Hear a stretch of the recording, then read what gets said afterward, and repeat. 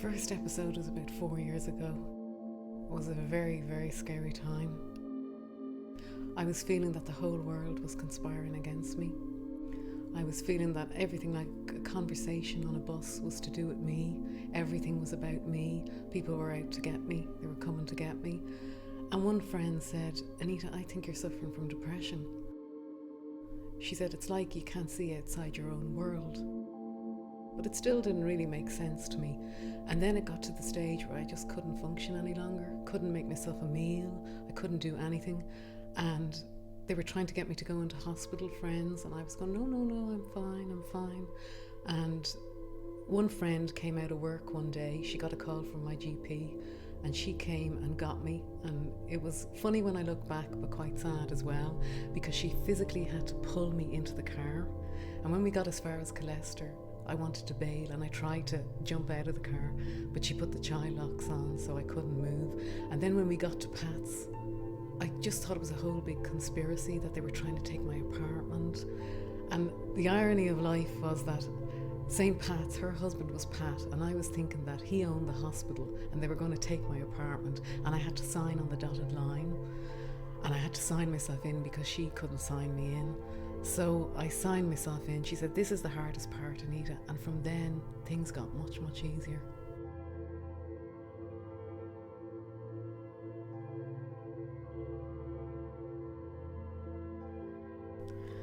Well, the first day I found difficult being cared for, but after that I found the treatment like coming home. That's the only way. It was like going back to my childhood again. The dinner table was like the dinner table at home.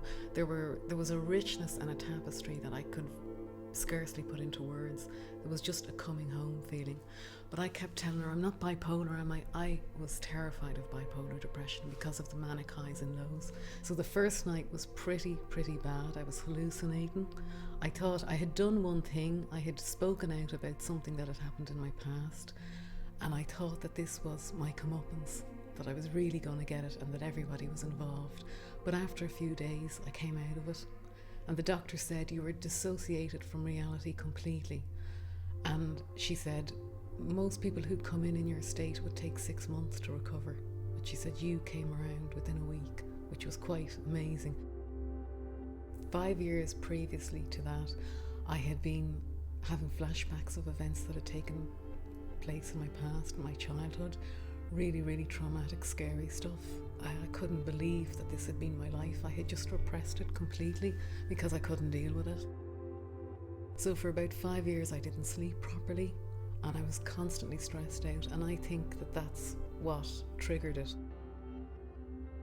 So it took a year. First I was diagnosed with cyclothymia, which is highs and lows but not as severe as bipolar depression, and a year later she put me on lithium. And I was very down over the diagnosis. I didn't like it at all. I got a really deep low for about a year, and that was really difficult to deal with because I had to earn a living. I had to go out to work. I'd wake up in the morning, I wouldn't want to get out of the bed. Then when the weekends would come, I'd dread them in a way, because at least when I did get into work I'd be occupied. When the weekends would come, I would literally just sit on the sofa and I would do nothing for hours. I was just in an abyss, is the only way I could call it. It was just, I had no... And one friend kept saying, "Of course you'll come through it. Your mood never stays the same all the time. Of course you're going to come through it."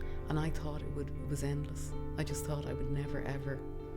But one good thing that the doctor has noticed is I suffer much more with dysphoric highs than with lows.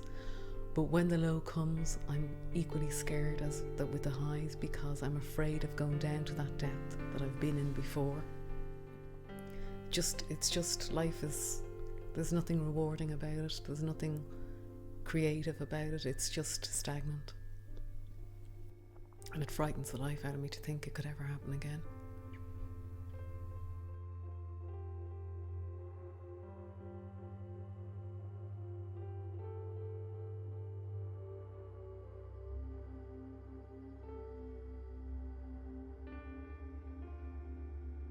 It's very worrying for the people around me. I think I'm constantly bossy and cranky and that, but they describe it, my manager describes it differently, and she says that I stare into my hands a lot. I'm very, very withdrawn, and they say that because I live on my own, they'd be worried sick. They keep saying to me, Anita, I think you need to see your doctor. We think you need to see your doctor now.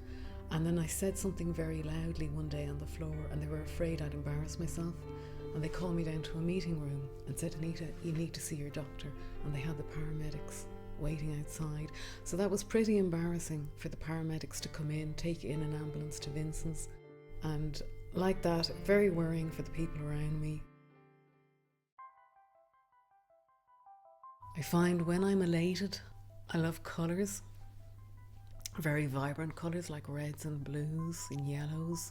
I do my makeup differently, really bright lipstick, really bright eyes. At one stage when I was in the hospital the last time, I used to just put lipstick on and lipstick on my eyes, and this other girl used to say, oh, your makeup is amazing. She was a beautician, but she was high as well, so you couldn't rely on the two of us, you know. But I find that going to work, I'd wear lots of makeup, I'd make an effort, I'd dress very well, but the makeup would be a little bit too just angry, you know, really angry. When I was high the last time, the doctor said that she never saw anything like it. I'd come into the room and I'd dictate to them what to do.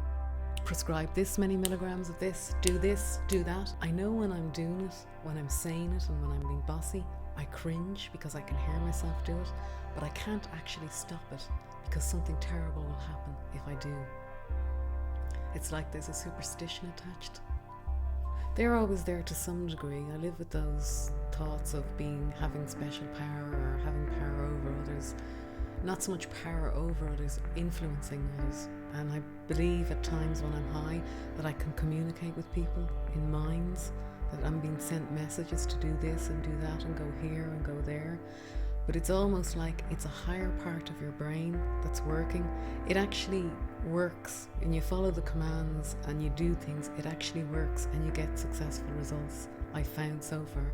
So I can only, when I apply logic, I can only say that it just must be the higher part of your brain or another level of your brain that you haven't tapped into before. You feel important, hugely important, and that's obviously something that was missing in my life at times. You don't like it, but you don't want it to end. It's quite addictive. Very addictive. There are parts of this illness that are quite cool, quite amazing, and there are parts of it that are really horrific and really scary. And if you ask me, would I rather my life without it or with it, with or without it, I don't think I'd be able to answer.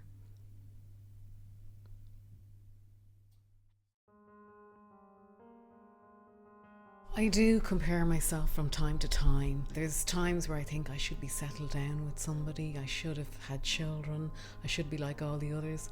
But in another sense, what I'm realising more and more now is that when I have bouts of stability where I'm not on a high or a low, I've never known contentment like it. So I'm learning not to compare myself to others as much. My family situation doesn't look like it's something that will ever be resolved. It was to do with the past. Their version of events and my version of events didn't tie up. They denied certain things that they didn't want coming out.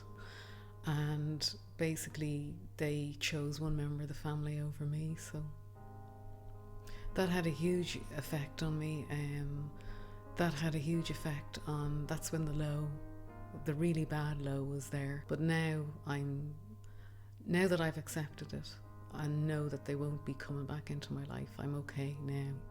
So I don't dwell on it and feel terribly unlucky or unfortunate anymore. But it took a long time to get to that stage because they were my life and I had to acquire a new life without them. But I'm learning about myself, and I'm learning more how to accept the low when it comes, and it goes away, the severity of it goes away almost immediately. So when you don't get so agitated about the low, it doesn't progress and become too unbearable. And it's so good to think now, to look back to then and to think about how life is now with a bit of stability and the medication and the tools that I'm beginning to acquire. I have amazing friends. One doctor noticed that most people don't even have one friend of about the 10 friends that I have. So what's been taken away from me was given back twice over in another way.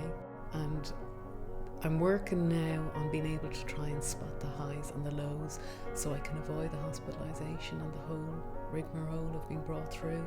I think that the perception of bipolar in greater society has improved a lot in the last 10 years. Society is changing now where things are a bit more open. Mental illness isn't such a big, awful word that it used to be.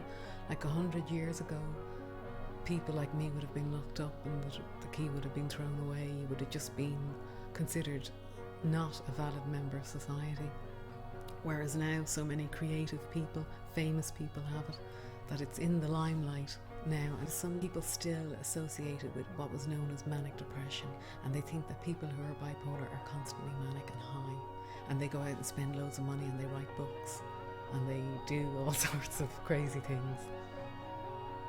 But I think that it will improve again in the next 20 years.